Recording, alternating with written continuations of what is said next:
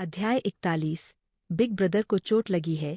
2 Feng मोरन के बोलने के बाद कई भाड़े के समूह और परिवार जो उनसे दोस्ती करना चाहते थे उन्हें बधाई देने के लिए आगे आए।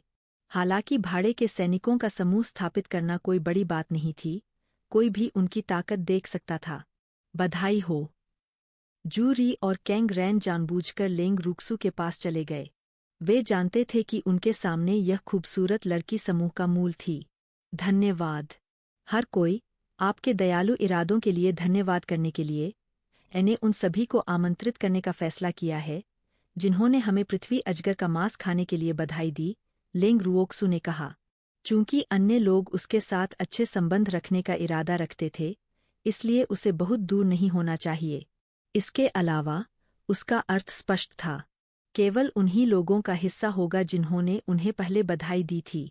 सचमुच यह बहुत अच्छा है। क्या अच्छा व्यवहार है। जो लोग बधाई देने आए थे उनमें से कुछ को इतना अच्छा कुछ होने की उम्मीद नहीं थी और वे बहुत खुश थे। पृथ्वी अजगर का मांस कोई ऐसी चीज नहीं थी जिसे किसी को भी खाने का मौका मिले। हम अभी भी आपके नाम नहीं जानते हैं। जू री और कैंग रैन लेंग रुक्सू के 4 लोगों के समूह के साथ बैठने के बाद खुद को पूछने से नहीं रोक सके। फेंग मोरन, जू री ने आश्चर्य से पूछा। लेंग रुक्स्यू ने सिर हिलाया। क्या हरिकेन मर्सिनरी ग्रुप के युवा मास्टर ने पहले मेरे मूर्खतापूर्ण कृत्यों के बारे में सुना है? तूफान दक्षिणी डस्क साम्राज्य में होना चाहिए। क्या लेंग रुओहान आपका बड़ा भाई है? जू री ने पूछा। ओह, क्या बिग ब्रदर जू मेरे बड़े भाई को जानता है? लेंग रुओजू ने कुछ संदेह के साथ पूछा। आपका बड़ा भाई घायल हो गया है। जू री ने समझाया। क्या कहा आपने? लेंग रुक्सू ने अविश्वास से पूछा। जू री ने बताया, लेंग रुओहान घायल हो गए हैं और मैंने सुना है कि उनकी चोट गंभीर है। उसके भाई को बहुत पहले ही उसके द्वारा छोड़े गए आध्यात्मिक फल के साथ आध्यात्मिक संप्रभु तक पहुंच जाना चाहिए था। वह कैसे घायल हो सकता है? जुएर, शांत हो जाओ। ये चेन ने लेंग रुक्सू को स्नेहपूर्वक गले लगाया और उसे सांत्वना दी। जुएर बाहरी लोगों के प्रति बहुत उदासीन थी, लेकिन वह अपने प्रियजनों और उन लोगों को बहुत महत्व देती थी जिन पर वह विश्वास करती थी। जब उसने सुना कि उसका भाई घायल हो गया है, तो वह थोड़ा घबरा गई। हमें क्या करना चाहिए? हमें क्या करना चाहिए? लेंग रुओजू ने अपनी खूबसूरत आंखों में आंसू के साथ ये चेन को असहाय रूप से देखा। चिंता मत करो, वह ठीक हो जाएगा। ये चेन ने उसे सांत्वना दी। उसने पहले कभी जुएर को इतना असहाय नहीं देखा था। जुएर, चिंता मत करो, रूहान ठीक हो जाएगा। फेंग मोरन ने भी उसे सांत्वना दी। जुएर हमेशा उसका स्तंभ था और उसके दिल में मजबूत था, इसलिए जब उसने जुएर की कमजोर और असहाय उपस्थिति देखी तो उसका दिल दुख गया। मैं बिग ब्रदर को देखने के लिए फीनिक्स सिटी वापस जाना चाहता हूँ, लेंग रुक्स्यू ने उत्सुकता से कहा। ठीक है, हम अब वापस जाएंगे, ये चेन ने आराम से कहा। बिग ब्रदर फेंग, मुझे आपसे कुछ कहना है, लेंग रुक्स्यू ने फेंग मोरन से कहा। ठीक है। फेंग मोरन खड़े हुए और उनके साथ लेंग रुक्स्यू के तंबू में चले गए। बिग ब्रदर फेंग, यह लो। लेंग रुक्स्यू ने उसे एक जेड बोतल सौंपी। यह क्या है? फेंग मोरन उत्सुक थे। जहर। मुझे डर है कि मेरे जाने के बाद कुछ लोगों के पास कुछ कुटिल विचार होंगे। बिग ब्रदर फेंग को तब नरम दिल होने की जरूरत नहीं है। लेंग रुओक्सू जल्दी निकल सकते थे लेकिन बिग ब्रदर फेंग नहीं। आकर्षण। चार्म ने समझदारी से कहा, मास्टर, मैं उनकी रक्षा करूंगा। वह जानता था कि उसका मालिक उनके बारे में चिंतित था, इसलिए वह चाहती थी कि वह वही रहे। धन्यवाद। लेंग रुक्सू ने चार्म के छोटे और प्यारे शरीर को कसकर गले लगाया। अलग होने में थोड़ा अनिच्छुक महसूस किया, लेकिन यहाँ चार्म के साथ वह अधिक सहज होगी। बड़े भाई फेंग, बाहर जाने के बाद फेंग दा को अंदर आने के लिए कहें। ठीक है। चार्म फेंग मोरन के कंधे पर कूद गया और उसके पीछे तंबू से बाहर चला गया।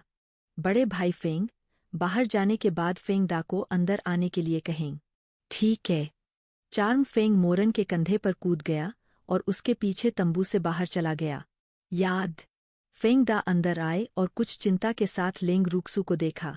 उसने बस सुना कि उसकी युवा महिला के बड़े भाई को कुछ हो गया है। उसकी युवा महिला उन्हें इतना महत्व देती थी, उसके अपने सगे रिश्तेदारों से भी ज्यादा। उनकी रक्षा करें, लेंग रुओक्सू ने सीधे कहा और उसे जहर की एक बोतल दे दी। हालांकि मैं तुम्हें अपनी शक्ति से दूसरों को धमकाने की अनुमति नहीं देता, मैं तुम्हें दूसरों द्वारा धमकाने की भी अनुमति नहीं दूंगा, इसलिए मुझे शर्मिंदा मत करो। अगर कोई तुम्हें धमकाने की हिम्मत करता है तो नरम दिल मत बनो और मुझे परेशान करने से मत डरो। मुझे परेशानी से नफरत हो सकती है, लेकिन मैं डरता नहीं हूं। आपको यह जानना होगा कि हमारे लेंग परिवार को धमकाना आसान नहीं है, लेंग रुओक्सू ने उसे याद दिलाया। लेंग परिवार अपने आप में सबसे अधिक सुरक्षात्मक था।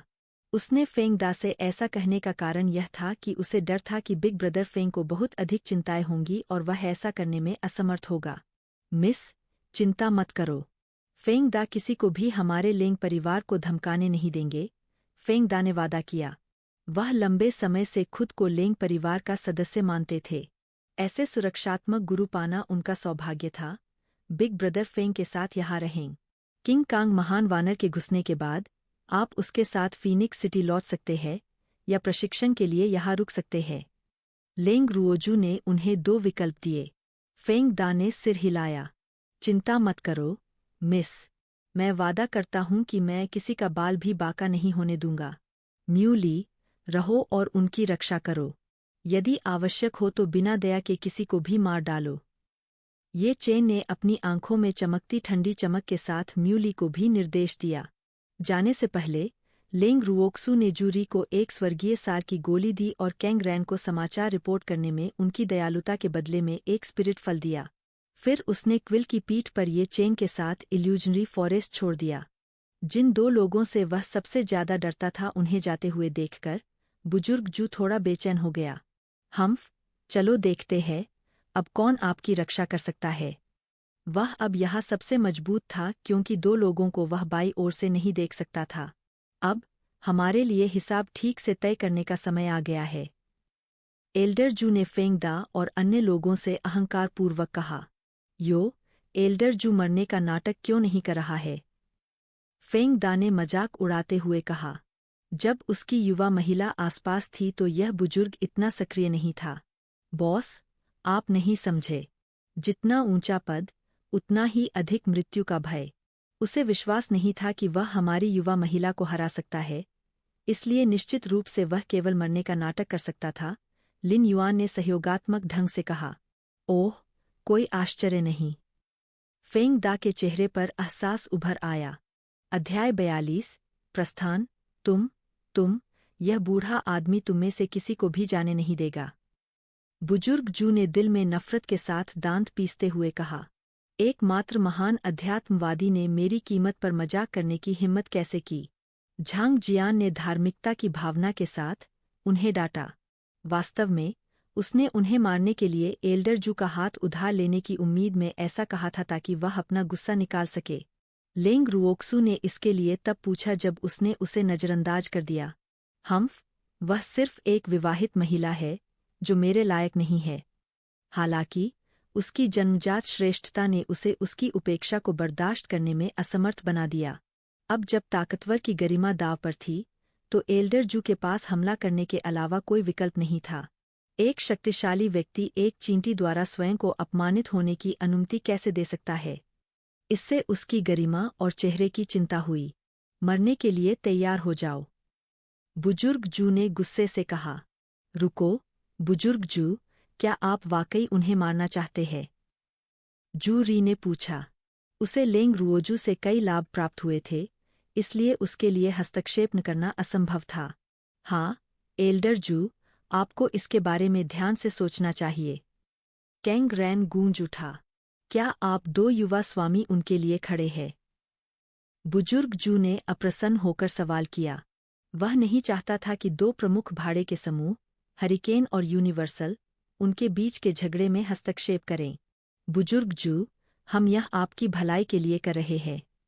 उनकी युवा महिला शायद चली गई होगी, लेकिन क्या आपको लगता है कि अगर वह अपने अधीनस्थों के जीवन की रक्षा के लिए कुछ नहीं छोड़ती तो वह राहत महसूस कर सकती थी? जू री ने कृपया याद दिलाया। एर्म जू री ने जो कहा उसे सुनने के बाद बुजुर्ग जू झिझक गए। वह मूर्ख नहीं था और निश्चित रूप से किसी ऐसे शत्रु को भड़काना नहीं चाहता था जिसके बारे में वह नहीं जानता था। जैसे ही वह झिझक रहा था, स्वर्ग और पृथ्वी के नियमों की एक धारा उतरी। क्या यह 9वें स्तर का पवित्र जानवर टूट रहा है? उस समय एल्डर जू का मन पवित्र जानवर की सफलता से पूरी तरह आकर्षित हो गया था। वह अपने भाई का बदला लेने के मूड में कैसे हो सकता है? क्या स्तर 9 का पवित्र जानवर दिव्य जानवर बनने के लिए आगे नहीं बढ़ेगा? पूरे लिंगफेंग महाद्वीप में अभी तक कोई ऐसा नहीं था जिसने किसी दिव्य जानवर के साथ अनुबंध किया हो। यदि वह इस दिव्य जानवर को प्राप्त कर सका, तो परिवार में उसकी स्थिति कुलपिता के बाद दूसरे स्थान पर होगी। उसे इसे प्राप्त करना ही था। उपस्थित सभी लोग दंग रह गए।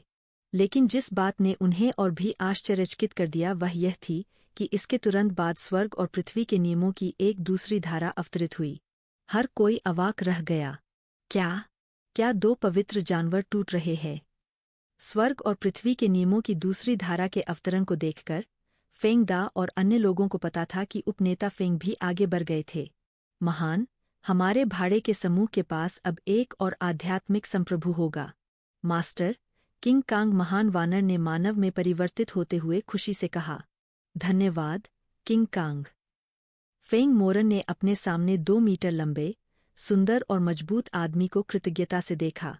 यदि किंग कांग आगे नहीं बढ़ता तो आध्यात्मिक संप्रभु बनने के लिए इतनी आसानी से 2 चरणों में आगे बढ़ना असंभव होता। मास्टर, बाहर के लोगों के बारे में क्या? किंग कांग ने शर्म से अपना सिर खुजाया। हे, मास्टर बहुत विनम्र है। फेंग मोरन ने ठंडे स्वर में कहा, उन्हें दूर भगाओ। अब उसे पावर हाउस के आचरण का संकेत मिल गया था। ठीक है, तुरंत मेरे क्षेत्र को छोड़ दो, अन्यथा तुम यही रहोगे और मेरा रात्रिभोज बनोगे। किंग कांग बाहर की ओर दहाड़ा। उसका स्वामी बहुत दयालु था। अगर यह उसके वश में होता, तो उसने उन सभी को मार डाला होता। जब तक फेंग मोरन उभरा, तब तक बाहर के अधिकांश लोग पहले ही भाग चुके थे। आप सही समय पर वापस आए, भाई फेंग। हम बस अलविदा कहने ही वाले थे। जब जू री और कैंग रैन ने फेंग मोरन को देखा तो उन्होंने कहा, चलो साथ चलते हैं। फेंग मोरन ने कहा, ठीक है। जू परिवार क्यों नहीं गया? फेंग मोरन ने उत्सुकता से पूछा, क्या वे अभी भी हमें मारने के बारे में सोच रहे हैं? जू री ने अनुमान लगाया, बैंगनी मोती फल खत्म हो गया है, इसलिए वे शायद दिव्य जानवर के पीछे है। दिव्य जानवर बेहद आकर्षक थे, लेकिन उन्हें प्राप्त करने के लिए लोगों को जीवित रहना पड़ता था। वे किंग कांग महान वानर को प्राप्त करने की उम्मीद कैसे कर सकते थे, जब उसने बैंगनी मोती का फल खा लिया था और दिव्य जानवर बन गया था? किंग कांग महान वानर अच्छे मूड में होंगे, इसलिए उसने उन सभी को तुरंत मारने के लिए बाहर आने के बजाय उन्हें जाने दिया। बेशक, फेंग मोरन को पता था कि बिजलीघरों के लिए दिव्य जानवर कितने आकर्षक थे, लेकिन एक दिव्य जानवर में मानव आध्यात्मिक देवता के बराबर ताकत थी, तो किसी को पकड़ना आसान कैसे हो सकता है? अगर किसी योजना के तहत किसी को पकड़ भी लिया गया हो, तो क्या कोई जानवर प्रशिक्षक होगा जिसके पास उसे वश में करने का आत्मविश्वास हो? यहाँ तक कि सुप्रीम बीस्ट ट्रेनर्स को भी किसी को वश में करने का पूरा भरोसा नहीं था, है ना? इसके अलावा लिंगफेंग महाद्वीप पर अब कोई सुप्रीम बीस्ट ट्रेनर नहीं था। मुझे लगता है कि एल्डर जू अब हमें मारने के मूड में नहीं है, फेंग मोरन ने मजाक में कहा। बेशक, आप एक दिव्य जानवर की तरह आकर्षक नहीं है, जू री ने मजाक उड़ाया। एक शिखर आध्यात्मिक संप्रभु एक दिव्य जानवर को पकड़ना चाहता है। वह वास्तव में अपनी क्षमताओं को अधिक महत्व दे रहा है। भाई जू, भाई कैंग, अब हम विदा लेंगे। फिर मिलते हैं, फेंग मोरन ने कहा जब वे सड़क के एक मोड़ पर पहुंचे। फिर मिलेंगे। उपनेता फेंग, क्या हम फीनिक्स शहर जा रहे हैं? फेंग दा ने पूछा। मुली, आप क्या सोचते हैं? फेंग मोरन ने म्यू ली की ओर देखा। आप अभी आगे बढ़े हैं, इसलिए आपको वापस जाने से पहले अपनी ताकत मजबूत करनी चाहिए, म्यू ली ने कुछ सोचने के बाद कहा। ठीक है। फेंग मोरन को पता था कि अगर वह वापस लौटा तो भी उसे ज्यादा मदद नहीं मिलेगी।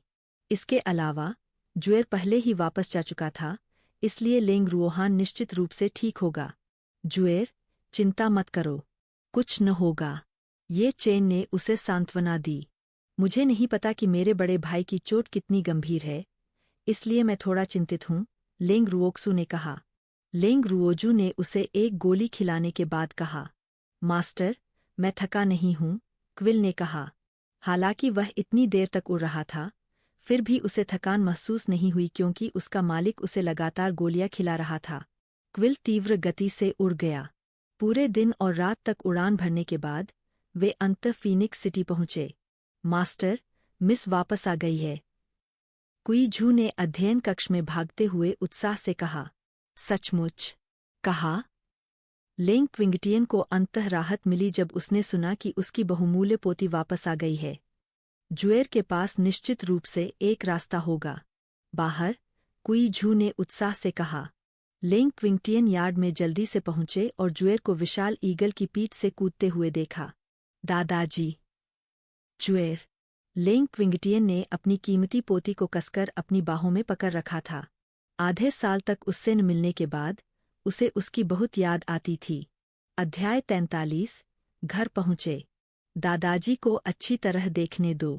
ओह, मेरी जुएर लंबी और सुंदर हो गई है, लेंग क्विंगटियन ने गर्व से कहा।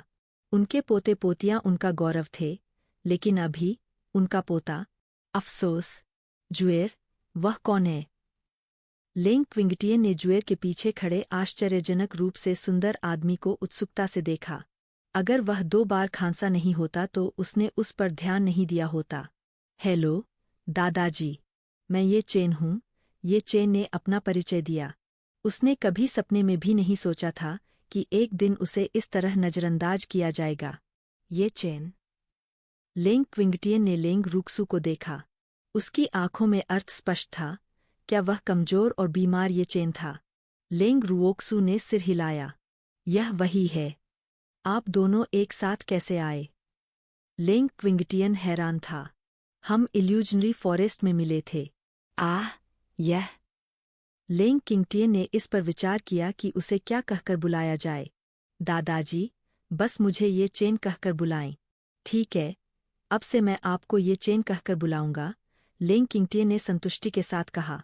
यह बच्चा किसी बीमार व्यक्ति जैसा कैसे दिखता है? अफवाहों पर भरोसा नहीं किया जा सकता। दादाजी, बिग ब्रदर कैसे है? क्या हुआ?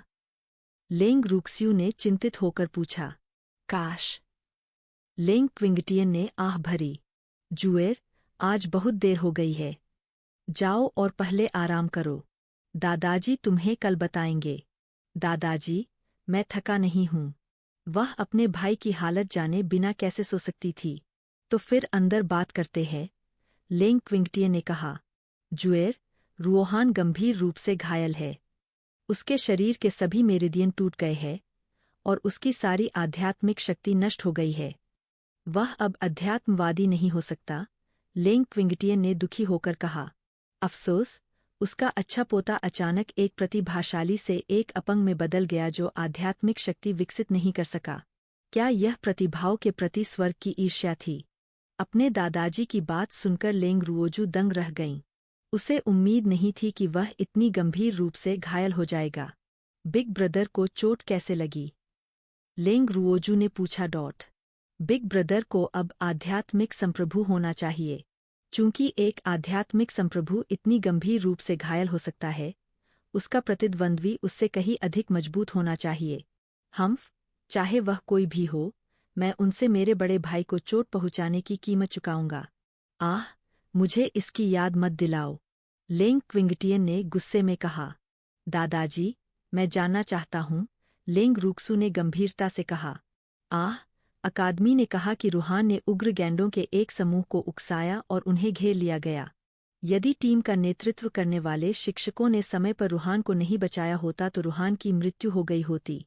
लेंग क्विंगटियन ने जुएर को वही शब्द बताए जो अकादमी ने उसे बताए थे। दादाजी, क्या आप इस पर विश्वास करते हैं? क्या बिग ब्रदर इतना अतार्किक व्यक्ति है? वह गैंडों को आग क्यों भड़काएगा? लेंग रुओजू ने गुस्से से पूछा। अग्निमय गैंडे बहुत ही बर्बर आध्यात्मिक जानवर थे जो समूहों में रहते थे, और यहाँ तक कि आध्यात्मिक सर्वोच्चताएं भी उन्हें उत्तेजित नहीं करती थीं। भले ही हम इस पर विश्वास न करें, फिर भी हम कुछ नहीं कर सकते। प्रशिक्षण अभ्यास पर गए छात्रों और शिक्षकों ने गवाही दी कि यह रुओहान की गलती थी और वे इसके कारण घायल भी हुए थे। लेंग क्विंगटियन ने गुस्से में कहा। कुछ माता पिता मुआवजा मांगने भी आए। वह वास्तव में गुस्से में था। क्या आपने बिग ब्रदर से पूछा? उसका भाई पार्टी में शामिल था, इसलिए निश्चित रूप से उसके दादा ने उससे पूछा होगा। रुओहान लंबे समय तक बेहोश था और कुछ दिन पहले ही उठा था। अब तक वह एक शब्द भी कहने से इनकार कर रहा है। लेंग क्विंगटियन ने बेबसी से कहा। अगर रुहान बेहोश नहीं होता तो वह उन लोगों को जो कुछ भी कहना चाहते थे कहने की इजाजत नहीं देता। हेवनली फीनिक्स अकादमी के प्रिंसिपल ने क्या कहा? क्या वह बिग ब्रदर का मास्टर नहीं है? लेंग रुओजू ने फिर पूछा। एक गुरु को कम से कम अपने शिष्य के चरित्र को समझना चाहिए। उनकी भी मेरी तरह ही राय है। उसे विश्वास नहीं था कि रुहान इतना उतावला होगा। लेकिन रुहान पूरे समय बेहोश था, इसलिए हमारे पास इसे सत्यापित करने का कोई तरीका नहीं था। अफसोस, दादाजी बेकार है। लेंग क्विंगटियन ने खुद को डांटा। अगर ओल्ड मैन लिन उस समय फीनिक्स सिटी से दूर नहीं होते तो मामला उस बिंदु तक नहीं पहुंचता जहां इसे सुलझाया नहीं जा सकता था। जब तक ओल्ड मैन लिन वापस पहुंचे तब तक खबर पूरे पूर्वी लैगून में फैल चुकी थी। बिग ब्रदर के आत्मिक जानवर के बारे में क्या? लेंग रुओजू ने पूछा। स्पिरिट बीस्ट को पता होना चाहिए कि क्या हुआ था। मर गया। अकादमी के शिक्षकों ने कहा कि वे रुओहान को नहीं बचा पाते अगर उसकी स्पिरिट बीस्ट ने खुद को विस्फोटित नहीं किया होता। लेंग क्विंगटियन ने कहा। मैं बिग ब्रदर को देखने जा रहा हूं। लेंग रुओक्सू ने पहले अपने भाई की जांच करने का फैसला किया। दादाजी आपके साथ रहेंगे। जुएर, मैं भी चलूंगा, ये चेन ने कहा। दादाजी, कृपया थोड़ा आराम करें। ये चेन और मैं जाएंगे। लेंग रुओजू और ये चेन कोल्टी पवेलियन पहुंचे, जहां लेंग रुओहान रहते थे। जैसे ही वे अंदर दाखिल हुए, उन्होंने आंगन के बीच में एक लंबी और पतली आकृति खड़ी देखी। लेंग रुक्सू को अपने बड़े भाई के दुहक का एहसास उसके पास आने से पहले ही हो गया था। बड़े भाई, लेंग रुक्सू ने स्नेहपूर्वक पुकारा। लेंग रुक्सू की आवाज सुनकर आंगन के बीच में खड़ी पतली आकृति घूम गई। जुएर। लेंग रुहान, जो जागने के बाद से चुप था, आखिरकार जब उसने अपनी प्यारी बहन को देखा तो बोला, बिग ब्रदर। लेंग रुहान ने क्षीण लेंग रुहान को गले लगाया और दिल के दर्द से चिल्लाया, अरे, मेरा बड़ा भाई, जो अमर की तरह सुंदर हुआ करता था, लगभग कागज के टुकड़े जितना पतला है। वह बहुत थका हुआ और निराश दिखता है। हम्फ, इससे कोई फर्क नहीं पड़ता कि उसे ऐसा किसने बनाया, मैं इसे कभी जाने नहीं दूंगा। जुएर। लेंग रुओहान ने लेंग रुओजू को कसकर गले लगा लिया और उसके गालों से आंसू बहने लगे। जुएर, अर्देंट मर गया है, लेंग रुओहान ने दुखी होकर कहा। लेंग रुओजू को पता था कि अर्देंट उसके भाई का अनुबंधित आत्मा जानवर था। अर्देंट की मौत ने उसके भाई को तबाह कर दिया होगा। अफसोस, इस समय उसे सचमुच उम्मीद थी कि अर्देंट के साथ उसके भाई का रिश्ता इतना गहरा नहीं था। लेकिन अब कुछ भी कहने में बहुत देर हो चुकी थी। लेंग परिवार में हर कोई अपने आत्मिक जानवरों को बहुत महत्व देता था और उन्हें अपने परिवार की तरह मानता था। बड़े भाई, अर्देंट आपको इस तरह नहीं देखना चाहेगा। लेंग रुओजू को पता था कि उसके भाई के दिल में एक साथी को खोने से, जिसे वह परिवार के रूप में देखता था, उसने अपनी आध्यात्मिक शक्ति खोने और अपंग बनने से ज्यादा उसे तबाह कर दिया था। यह सब मुझे बचाने के लिए था। मैं बहुत बेकार हूँ। लेंग रुहान ने खुद को दोषी ठहराया। बड़े भाई, क्या आप जुएर को बता सकते हैं कि क्या हुआ? लेंग रुओजू ने अवसर का लाभ उठाते हुए पूछा। जुएर, क्या तुम मुझ पर विश्वास करती हो? लेंग रुहान ने पूछा। जब वह उठा तो मिंग एन ने उसे अकादमी का स्पष्टीकरण बताया था, लेकिन क्योंकि वह अर्देंट को खोने के दुहक में इतना डूबा हुआ था, उसने खुद का बचाव करने की जहमत नहीं उठाई। निश्चित रूप से मुझे आप पर विश्वास है, लेंग रुक्स्यू ने कहा। वह अपने बड़े भाई के बजाय बाहरी लोगों पर विश्वास क्यों करेगी जो उससे प्यार करता था? अध्याय 44। बदकिस्मत फायर गैंडा। जब तक जुएर बिग ब्रदर पर विश्वास करता है, लेंग रुओहान ने राहत के साथ कहा। बड़े भाई, क्या आप जुएर को नहीं बताएंगे कि क्या हुआ? लेंग रुओक्सू ने पूछा। जुएर, मामले को जाने दो क्योंकि चीजें इस बिंदु तक विकसित हो गई है। यह तब तक पर्याप्त है जब तक जुएर मुझ पर विश्वास करता है। हालांकि वह सच बताना चाहता था, लेकिन वह अपने गुरु के लिए चीजों को मुश्किल नहीं बनाना चाहता था। नहीं, वह कुछ काली भेड़ों के कारण अपनी अकादमी की प्रतिष्ठा को नुकसान पहुंचाना चाहता था। मैं बिग ब्रदर की बात सुनूंगा, लेंग रुओक्सू ने मना किया। वह जानती थी कि उसके भाई को चिंताएं है और वह स्वयं कष्ट सहना पसंद करेगा, लेकिन उसके पास कुछ भी नहीं था। हम्फ, मामला खत्म हो जाने दो। यह इतना आसान नहीं होगा। मैं लेंग परिवार को धमकाने वाले किसी भी व्यक्ति को इतनी आसानी से कैसे छोड़ सकता हूँ? क्या वे वास्तव में सोचते हैं कि लेंग परिवार धक्का मुक्की कर रहा है? बड़े भाई, देर हो रही है। आपको जल्दी आराम करना चाहिए। जुएर कल आपसे मिलने आएगा। ठीक है। बड़ा भाई अब सोएगा और जुएर के कल आने का इंतजार करेगा। लेंग रूहान नहीं चाहते थे कि जुएर चिंतित हो। ये चेन के साथ जाने से पहले लेंग रुओजू ने अपनी आंखों से अपने भाई को बिस्तर पर सोते हुए देखा। जुएर, क्या तुम सचमुच इस मामले को जाने देना चाहते हो? ये चेन ने उत्सुकता से पूछा। आप क्या सोचते हैं? लेंग रुओक्स्यू ने अलंकारिक रूप से पूछा। कोई फर्क नहीं पड़ता कि तुम क्या करना चाहते हो, मुझे पीछे मत छोड़ो। तुम्हें मुझे गिनना होगा। ये चेन को विश्वास नहीं था कि यह सुरक्षात्मक छोटी महिला उन साथियों को बच निकलने देगी जिन्होंने उसके बड़े भाई को बलि का बकरा बनाया था। ठीक है, कोई समस्या नहीं है, लेंग रुक्सू ने उदारता से कहा। अगर कोई स्वतंत्र गुंडा बनने को तैयार है, तो मुझे मना क्यों करना चाहिए? ऊपर आओ, लेंग रुक्सू ने क्विल की पीठ पर बैठते हुए ये चेन से कहा। हम कहाँ जा रहे हैं? ये चेन जिज्ञासु थी। मिस्टी वुड्स। लेंग रुक्स्यू के गुलाबी होंठ धीरे से बुदबुदाए। मिस्टी वुड्स पूर्वी लैगून साम्राज्य के कई मध्यम आकार के जंगलों में से एक था। आकार और जनसंख्या, प्रकार और आध्यात्मिक जानवरों के स्तर की परवाह किए बिना यह इल्यूजनरी फॉरेस्ट से अतुलनीय था। मिस्टी वुड्स इल्यूजनरी फॉरेस्ट की तुलना में अधिक सुरक्षित था और यह फीनिक्स सिटी के बहुत करीब था। परिणामस्वरूप हेवनली फीनिक्स अकादमी अक्सर मिस्टी वुड्स को नए छात्रों के लिए एक प्रशिक्षण मैदान के रूप में मानती थी। उसे मिंग एन से पता चला था कि उसके भाई की मिस्टी वुड्स में दुर्घटना हो गई थी। क्या हम इतनी देर में मिस्टी वुड्स में शिकार करने जा रहे हैं? ये चेन ने चिढ़ाया। हाँ, शिकार, लेंग रुक्सू ने हल्के से कहा। आधे घंटे से भी कम समय तक उड़ान भरने के बाद क्विल उन्हें मिस्टी वुड्स के प्रवेश द्वार पर ले आया। क्विल, एक आध्यात्मिक जानवर ढूंढो और पूछो कि अग्निमय गैंडों का क्षेत्र कहाँ है, लेंग रुक्सू ने सीधे कहा। हाँ मास्टर। क्विल की तेज ईगल आंखों ने चारों ओर खोजा और एक उल्लू को एक पेड़ में छिपा हुआ पाया। क्विल सीधे उल्लू के सामने उड़ गया और पूछा, अग्नि गैंडे का क्षेत्र कहाँ है? यह तुच्छ जानवर तुम्हें वहां ले जाएगा, 1 मीटर लंबे उल्लू ने डर से कांपते हुए कहा। यही है, डरपोक उल्लू ने कहा।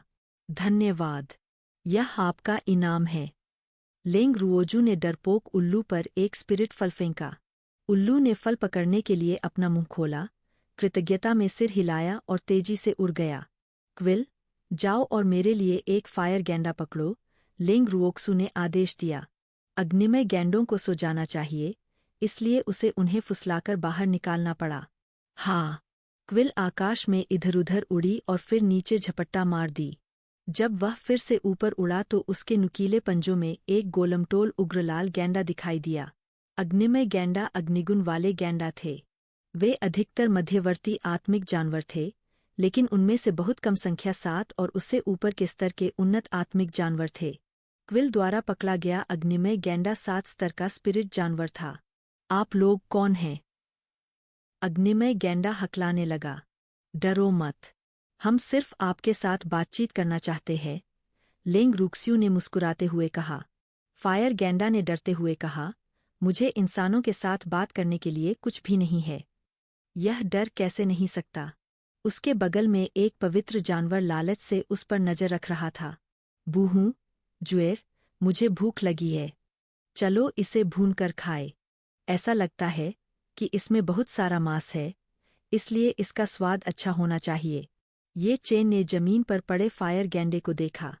हाँ, मैंने सुना है कि फायर गैंडे का मांस बहुत स्वादिष्ट होता है। मैंने इसे पहले कभी नहीं खाया।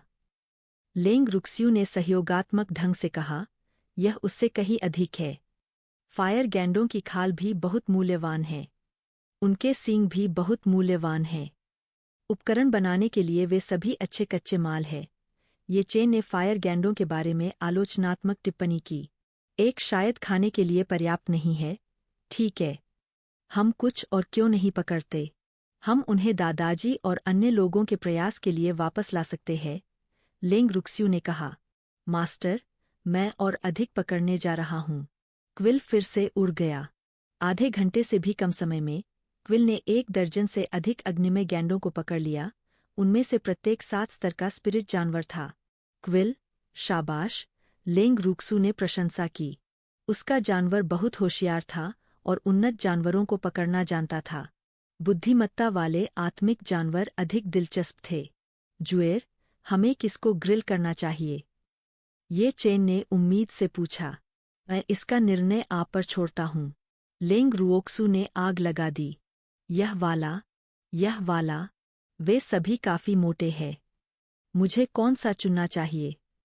अग्निमय गैंडों के चारों ओर चक्कर लगाते समय ये चेन अपने आप से बड़बड़ाया। पकड़े गए अग्नि गैंडों में से सभी ने अपने सिर नीचे कर लिए। उन्हें डर था कि यह दुष्ट आदमी उन्हें चुन लेगा। चूंकि वे सभी अच्छे हैं, बस किसी एक को चुने, लेंग रुओक्सू ने सुझाव दिया। फिर यह सबसे मोटा है। ये चेन ने 200 किलोग्राम के फायर गैंडे की ओर इशारा किया और उसे लात मारी। लात मारने के बाद मोटा फायर गैंडा गेंद की तरह लेंग रुओक्सू के पैरों पर लुढ़क गया। चलो पहले थोड़ा खून बहा दें। लेंग रुओक्सू ने अपने हाथ में एक तेज खंजर पकड़ रखा था और मोटे अग्नि गैंडे की ओर इशारा किया। बूहू, मुझे मत खाओ। मेरे मांस से बदबू आती है और यह स्वादिष्ट नहीं है। मोटा अग्नि गैंडा फुसफुसाया और सिसकने लगा। मुझे कहाँ से शुरू करना चाहिए? यही है। लेंग रुक्सू ने अंततः अपना चाकू डालने का स्थान तय करने से पहले बहुत देर तक सोचा। यह मोटे अग्नि गैंडे का बट था। उसने अपना खंजर उठाया और उस पर जोरदार वार किया। आय! एक तेज चीख पूरे जंगल में गूंज उठी। कौन मेरी अग्नि गैंडा जनजाति को धमका रहा है? दूर से एक तेज दहाड़ गूंज उठी। आखिरकार तुम बाहर आ गए। यदि आपने पहले ही सहयोग किया होता तो बेहतर होता। लेंग रुक्स्यू ने यह देखकर संतुष्टि के साथ कहा कि उसने अपना लक्ष्य हासिल कर लिया है। उन्होंने बहुत सारे अग्नि गैंडे पकड़े थे, लेकिन अग्नि गैंडा राजा ने वास्तव में मरने का नाटक किया था। अध्याय 45 अग्नि गैंडा राजा 1। ठीक है, चिल्लाना बंद करो। तुम छुरा घोंपने से नहीं मरोगे। लेंग रुओक्स्यू ने आग उगलते गैंडे से कहा, जो बट में छुरा घोंपने से बुरी तरह चिल्ला रहा था। उसका वास्तव में इसे मारने का इरादा नहीं था, वह बस इसे डराना चाहती थी। हालांकि ऐसा इसलिए नहीं था क्योंकि वह ऐसा नहीं कर सकती थी। उसे बस यही लगा कि उन्हें मारना उन्हें बहुत हल्के में छोड़ना होगा। ये अग्निमय गैंडे केवल मरकर अपने बड़े भाई की चोटों और शिकायतों की भरपाई कैसे कर सकते हैं? इस प्रकार वह मानसिक यातना की ओर अधिक प्रवृत्त थी। आखिरकार दुश्मनों से निपटते समय मानसिक यातना हमेशा शारीरिक यातना से अधिक प्रभावी होती थी। तुम एक राक्षस हो। बट में छुरा घोंपा गया मोटा अग्नि गैंडा चिल्लाया। अन्य मनुष्य उन्हें देखकर भाग जाते थे, लेकिन ये 2 घृणित मनुष्य वास्तव में उनके दरवाजे पर दस्तक देने आए थे। हम्फ! राजा के आने पर ये दोनों घृणित मनुष्य निश्चय ही मर जाएंगे। राजा निश्चित रूप से इस दर्द का बदला लेगा। मोटे अग्नि गैंडे ने उसके सिर में बुदबुदाया। लेंग रुओक्सू को पता था कि अग्नि गैंडा राजा लगभग यहाँ था। जैसे ही उसने सरपट दौड़ने की आवाज़ सुनी, वह करीब आ रही थी। ऐसा लगता है कि वह बहुत सारे अधीनस्थों को ले आया है। चलो, जितना अधिक, उतना अधिक आनंद। कैसा बेशर्म इंसान है। मेरे इलाके में मेरी जनजाति को धमकाने की तुम्हारी हिम्मत कैसे हुई?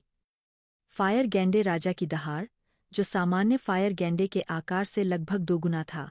उसके मोटे नथुनों से लगातार आग की लपटें निकल रही थीं। यह बहुत गुस्सा था और परिणाम गंभीर होंगे। तो क्या हुआ अगर यह युवा महिला उन्हें धमका रही है? तुम मेरा क्या कर सकते हो? लेंग रुक्सू ने जानबूझकर उकसाया। उसे उम्मीद नहीं थी कि यह अग्निमय गैंडा राजा 5वें स्तर का पवित्र जानवर होगा। इसके अलावा इसने लेवल 8 के पवित्र जानवर क्विल के बारे में एक पलक भी नहीं झपकाई, सिर्फ इसलिए कि इसके बहुत सारे अधीनस्थ थे। यह वास्तव में अहंकारी है। बहुत अच्छा, मुझे यही पसंद है। उन्हें इस तरह साफ सुथरा करना संतुष्टिदायक होगा। उसे अपने सामने लगभग 1000 अग्निमय गैंडों को देखकर अतुलनीय खुशी महसूस हुई। मानव, तुम्हें इसका पछतावा होगा। अग्निमय गेंदा राजा उग्रता से चिल्लाया। उसकी घंटी के आकार की आंखें चौड़ी हो गईं। जाओ, इस मानव को हमारी अग्नि गेंदा जनजाति की शक्ति का स्वाद चखने दो। अग्निमय गेंडा राजा दहाड़ उठा। मिस्टी वुड के सभी आत्मिक जानवर जानते थे कि इसका स्वभाव बुरा है, इसलिए किसी भी जानवर ने इसे भड़काने की हिम्मत नहीं की। वह यहाँ के राजा के रूप में अपनी हैसियत का आदी हो चुका था। यही कारण था कि जब चील ने पहली बार आग में जलते हुए गैंडे को पकड़ा तो उसने कुछ नहीं किया। उसे इसके बारे में पता था, लेकिन उसने ज्यादा ध्यान नहीं दिया क्योंकि ये लोग ऊंचे स्तर के थे और उसे लगा कि वे बस वहां से गुजर रहे थे। आखिरकार 1 या 2 अग्निमय गैंडों की मौत उसके लिए कोई बड़ी बात नहीं थी। जंगल हमेशा एक ऐसी जगह थी जहां ताकतवर लोग कमजोरों का शिकार करते थे। लेकिन अब उन्होंने एक पंक्ति में 1 दर्जन से अधिक उन्नत अग्नि गैंडों को पकड़ लिया था, जिससे इसकी जनजाति घबरा गई थी। इसलिए अग्नि गैंडा राजा के लिए इसे नजरअंदाज करना असंभव था। सौभाग्य से उसकी जनजाति बहुत बड़ी थी, इसलिए वह बाज से नहीं डरता था। जहां तक इन 2 इंसानों की बात है, वे उसके ध्यान के और भी कम योग्य थे क्योंकि वे सिर्फ 2 लोग थे जो उसकी नज़रों में मौत को चुनौती देने आए थे। अपने राजा के आदेश पर अग्निमय गैंडों ने तुरंत लेंग रुओक्सु और ये चेंग को घेर लिया। उन्होंने उन दोनों को घूरकर देखा, खासकर मोटे आग वाले गैंडे को, जिसके बट में अभी-अभी छुरा घोंपा गया था। बड़ा या छोटा? लेंग रुक्स्यू ने पूछा। मैं बड़ी तलवार ले लूंगा और छोटी तलवारें तुम्हारे लिए छोड़ दूंगा ताकि तुम अपनी तलवार चलाने का अभ्यास कर सको। ये चेन को पता था कि जुएर ने वास्तव में अभी तक अपनी उल्का तलवार तकनीक की शक्ति का परीक्षण नहीं किया है। बिल्कुल मेरी पसंद के अनुसार। क्विल, उन पर नजर रखें और उन्हें भागने न दें, लेंग रुओजू ने आदेश दिया। हाँ, मास्टर। क्विल हवा में उड़ गया, किसी भी क्षण अग्निमय गैंडों को पकड़ने के लिए तैयार। बड़े गैंडे, तुम कहाँ देख रहे हो? मैं आपका प्रतिद्वंद्वी हूँ। फायर गैंडा राजा की फोकस की कमी ने ये चेन को बहुत नाराज कर दिया। लेंग रुओक्सु ने अपने चारों ओर लगभग 1000 फायर गैंडों को देखा, अपने हाथ में तलवार उठाई और मेटियोर मून स्लैश का इस्तेमाल किया। एक तलवार की किरण टूटते तारे की तरह अग्निमय गैंडों पर चली। उसने अभी उल्का चंद्रमा स्लैश में आध्यात्मिक शक्ति का संचार नहीं किया था, इसलिए यह सिर्फ एक शुद्ध तलवार चाल थी। लेकिन इसने मोटी चमड़ी वाले अग्नि गैंडों को घावों से भर दिया। फिर उसने अनाड़ी आग वाले गैंडों के बीच बड़ी चतुराई से बुनाई की और ब्लेजिंग ट्री सिल्वर फ्लावर का इस्तेमाल किया। अग्निगुण वाली आध्यात्मिक शक्ति से युक्त तलवार की किरणें चमकते हुए टूटते तारों की तरह अग्नि गैंडों पर गिरीं और उनमें से आधे से अधिक को तुरंत मार डाला। वह बहुत तेज थी और अधिकांश अनाड़ी अग्नि गैंडे प्रतिक्रिया करने से पहले ही मर गए। यह देखकर कि अग्निमय गैंडे या तो मर गए या घायल हो गए और अब हमला नहीं कर सकते, लेंग रुक्सु ने रुककर ये चेन की ओर देखा। स्वामी, कृपया मुझे बख्शें। आपकी महानता को पहचानने में असफल होना मेरी सारी गलती है। बूहू। अग्नि गैंडा राजा ने विनती की। चिंता मत करो, अब हम तुम्हें नहीं मारेंगे, लेंग रुक्स्यू ने कहा। उसका मानना था कि अग्नि गैंडा राजा को अब शारीरिक और मानसिक रूप से गंभीर झटका लगा होगा। जब तक तुम मेरे सवालों का ईमानदारी से जवाब देते हो और तुम्हारे जवाब मुझे संतुष्ट करते हैं, मैं तुम्हें जाने दूंगी। वास्तव में? अग्नि गैंडा राजा ने डरते हुए पूछा। अब यह वास्तव में इन 2 मनुष्यों से डर गया था। ये राक्षस कहाँ से आए? बूहू। यदि आप अभी मरना चाहते हैं, तो आप मुझ पर विश्वास न करने का विकल्प चुन सकते हैं, लेंग रुओक्सु ने अधीरता से कहा। मुझे आप पर विश्वास है। मैं निश्चित रूप से आप पर विश्वास करता हूँ। अग्नि गैंडा राजा ने जल्दी से कहा। यह उस पर विश्वास न करने का साहस कैसे कर सकता है? बहुत अच्छा। फिर मैं आपसे पूछता हूँ, क्या आपके कबीले ने 1 महीने पहले एक आदमी को लगभग मार डाला था? लेंग रुक्स्यू ने पूछा। तुम्हें इसके बारे में कैसे पता? अग्निमय गैंडा राजा चौंक गया। क्या ये 2 राक्षस उस आदमी का बदला लेने के लिए यहाँ हैं? आप उसे क्यों मारना चाहते थे? लेंग रूक्स्यू ने अपना गुस्सा दबाते हुए पूछा। हम उसे मारना नहीं चाहते थे। हम एक महिला को मारना चाहते थे जो हमारे फायर गैंडे के फल चुराने आई थी, फायर गैंडा राजा ने व्यथित होकर कहा। फायर गैंडे के फल खाने के लिए उनके पसंदीदा फल थे और वे उनके लिए बहुत महत्वपूर्ण थे। जो कोई भी उन्हें चुराना चाहता था उसे मरना पड़ता था। मुझे विस्तार से बताएं कि क्या हुआ था। लेंग रूक्स्यू ने आदेश दिया। हाँ हाँ। फायर गैंडे के राजा ने उस समय की स्थिति को बहुत विस्तार से समझाया और फिर उसने लेंग रुओक्सू की ओर विनती भरी दृष्टि से देखा। बूह! मैं मरना नहीं चाहता। वह महिला कैसी दिखती थी? लेंग रुओजू ने पूछा। पता चला कि उस समय फायर गैंडा राजा भी गंभीर रूप से घायल हो गया था। यही कारण है कि वह महिला भाग्यशाली थी कि वह बच गई। मैं नहीं कह सकता। वह मानवीय मानकों के अनुसार बहुत सुंदर होनी चाहिए। अग्नि गैंडा राजा ने कहा। अग्निमय गैंडों को मानव महिलाएं पसंद नहीं थीं। अध्याय 46 अग्निमय गैंडा राजा 2। तो फिर अगर तुम उसे दोबारा देखो तो क्या तुम उसे पहचान पाओगे? कर सकते हैं। भले ही वह राख में बदल जाए, मैं उसे पहचान लूंगा। अग्नि गैंडा राजा ने जल्दी से वादा किया। मैं उसे यहाँ लाऊंगा। यदि आप उसे पहचान सकते हैं तो मैं आपको नहीं मारूंगा, लेंग रूक्सू ने कहा। हाँ हाँ। लेंग रुओक्सू ने एक गोली निकाली और उसे अग्नि गैंडा राजा के मुंह में भर दिया। यह जहर है। भागने के बारे में सोचना भी मत। नहीं तो तुम 3 दिन भी नहीं टिक पाओगे। नहीं नहीं। अग्निमय गैंडा राजा आंसुओं के कगार पर था। यह तो उसका क्षेत्र था, तो वह भागता कहा। ऐसे क्षेत्र को जीतना आसान नहीं था, तो इसे छोड़ना कैसे सहन हो सकता था? वह जो करने के लिए यहाँ आई थी उसे करने के बाद लेंग रूक्स्यू और ये चेन मिस्टी वुड से चले गए। बेशक वे मृत अग्नि गैंडों को अपने साथ ले जाना नहीं भूले। वे युद्ध में उनकी लूट का माल थे। जुएर, क्या तुमने सचमुच अग्नि गैंडे के राजा को झड़ दिया था? ये चेन ने उत्सुकता से पूछा। बिल्कुल नहीं। इससे कुछ समय के लिए दस्त हो जाएगा, लेंग रूक्सू ने शरारती ढंग से कहा। कितने दिन चलेगा? ये चेन उत्सुक थी। जब तक मैं इसकी दवा नहीं देता, लेंग रूक्सू ने तथ्यपरक ढंग से कहा। क्या इसका मतलब यह नहीं है कि इसमें दौड़ने की ताकत नहीं होगी? बहुत निर्दयी, लेकिन उसे यह पसंद आया। क्या यह भागने की हिम्मत करता है? वह व्यक्ति शक्तिशाली लग सकता है, लेकिन वास्तव में यह बहुत कायर है, लेंग रूक्स्यू ने स्पष्ट रूप से कहा। उन्होंने 1 दर्जन से अधिक अग्निमय गैंडों को पकड़ लिया था, ताकि साथी को पता चले कि वह स्थिति को नजरअंदाज नहीं कर सकता। यदि यह अग्नि गैंडा राजा के रूप में अपनी गरिमा की रक्षा के लिए नहीं होता, तो यह बाहर आने को तैयार नहीं होता। इसके अलावा यह केवल अपने नंबरों पर भरोसा करके एक झांसे के रूप में सामने आया। क्विल, रुकने के लिए एक खुली जगह ढूंढो, लेंग रूक्स्यू ने अचानक कहा। क्या बात क्या बात? ये चेन हैरान थी। मैं आगे बढ़ने जा रहा हूँ, लेंग रूक्स्यू ने समझाया। वह कई महीनों से उन्नत आध्यात्मिक संप्रभु तक पहुंच गई थी और उसने पर्याप्त आध्यात्मिक शक्ति जमा कर ली थी, लेकिन आध्यात्मिक संप्रभु के शिखर तक पहुंचने का कोई संकेत नहीं था। उसे यह महसूस होने की उम्मीद नहीं थी कि वह अभी-अभी लड़ाई से बाहर होने वाली है। क्विल को उतरने के लिए अपेक्षाकृत समतल जगह मिली। लेंग रुओक्स्यू क्विल की पीठ से कूद गई और जमीन पर क्रॉसलेग करके बैठ गई। वह कुछ ही समय में आध्यात्मिक संप्रभु के शिखर पर पहुंच गई, क्योंकि यह केवल एक छोटी सी अवस्था थी। इसलिए 1 या 2 स्तरों पर आगे बढ़ने वाले अपेक्षाकृत निम्न स्तर के चांदी के भेड़ियों को छोड़कर उसके अन्य जानवरों में से कोई भी आगे नहीं बढ़ा।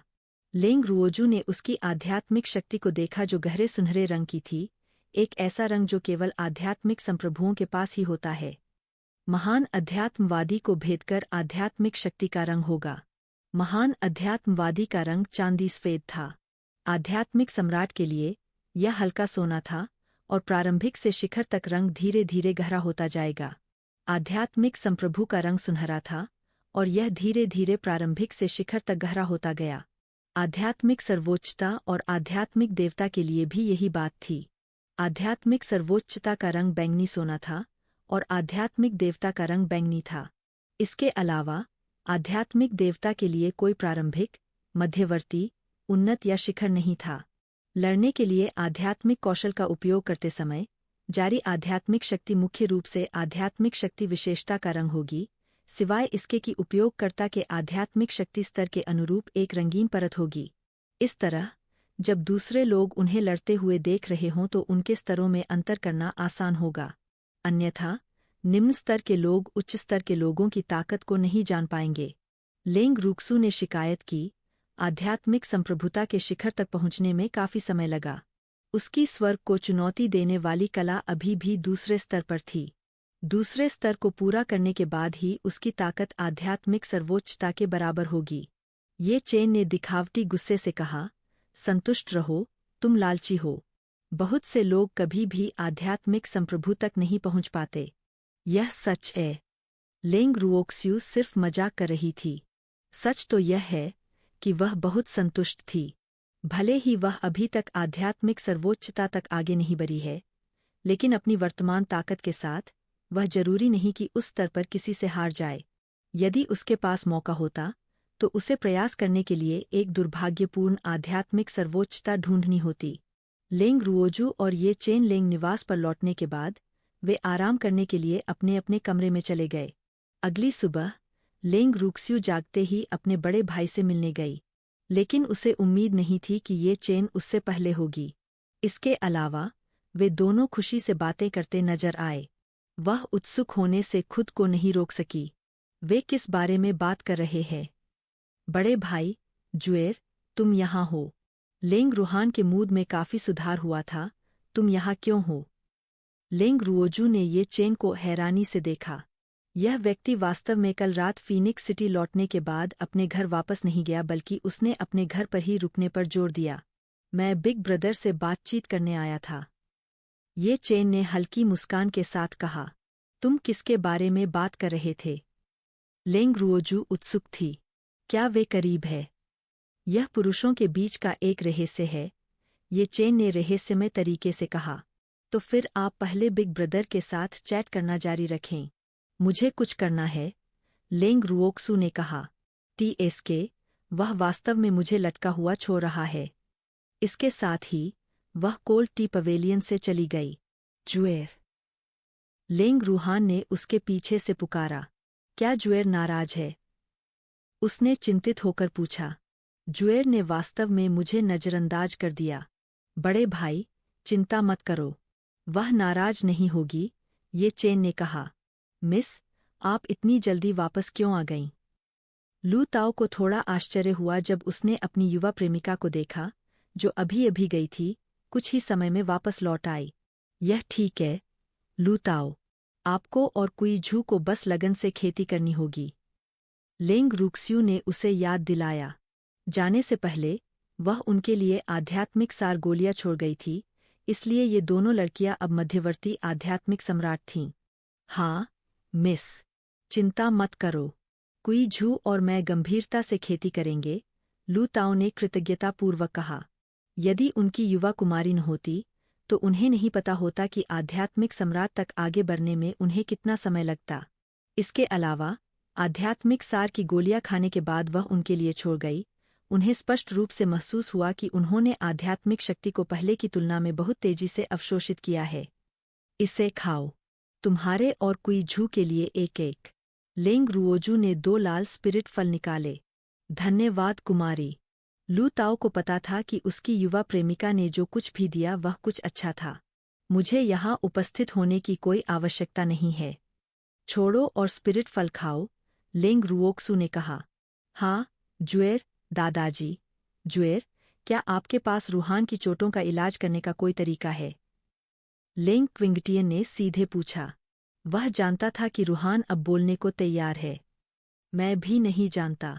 मुझे उन गोलियों के फार्मूलों को खोजना होगा जो मास्टर ने मेरे लिए छोड़े थे, लेंग रुक्स्यू ने कहा। तो फिर इसकी तलाश करो। दादाजी रूहान के साथ आएंगे, लेंग क्विंगटियन ने चिंतित होकर कहा। दादाजी, अभी मत जाइए, ये चेन वहाँ है। ऐसा लगता है कि वे बातचीत करते हुए अच्छा समय बिता रहे हैं। लेंग रुओजू ने उसे रोका। उसे डर था कि जब उसके दादाजी उसके बड़े भाई को देखेंगे तो वे खुद पर नियंत्रण नहीं रख पाएंगे और उनके चेहरे पर पीड़ा भरी अभिव्यक्ति नहीं होगी।